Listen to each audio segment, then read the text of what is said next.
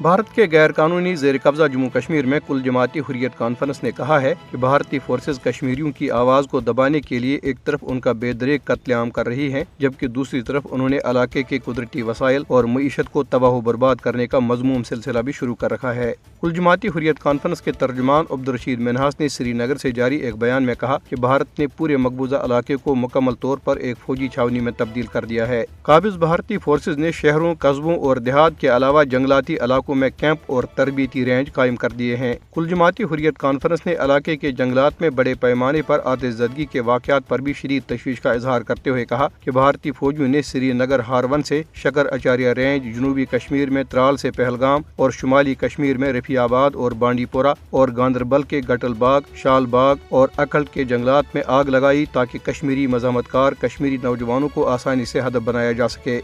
मकबूजा कश्मीर में भारतीय फौजियों ने बांडीपोरा में मुहासरे और तलाशी की कार्रवाई के दौरान 2 नौजवानों को गिरफ्तार कर लिया। काबिज फौजियों ने नौजवानों को जिले के इलाके हाजिन से गिरफ्तार किया। फौजियों ने नौजवानों की गिरफ्तारी का जवाब फराहम करने के लिए उनसे असलहा और गोला बारूद बरामद करने का दावा किया है। मकबूजा कश्मीर में मोदी हुकूमत के मुसल्लत करदा लेफ्टिनेंट गवर्नर मनोज सिन्हा के मातहत इंतजामिया ने जिला बडगाम की तहसील बीरवा में 52 गैर मकामी लोगों को डोमिसाइल सर्टिफिकेट जारी कर दिए हैं। ये बात वजीर समाजी बहबूद सकीना इत्तू ने इलाके की नाम नहाद कानून साज असम्बली में एक सवाल के जवाब में बताई। मकबूजा कश्मीर में नेशनल कॉन्फ्रेंस के रुकन पार्लियामेंट रूहुल्लाह मेहदी ने कहा है कि अवामी मजलिस अमल और जम्मू कश्मीर इत्तेहादुल मुस्लिमीन पर पाबंदी का भारतीय इकदाम इलाके में मुनसिफाना आवाज़ों को खामोश करने का एक और आमिराना इकदाम है।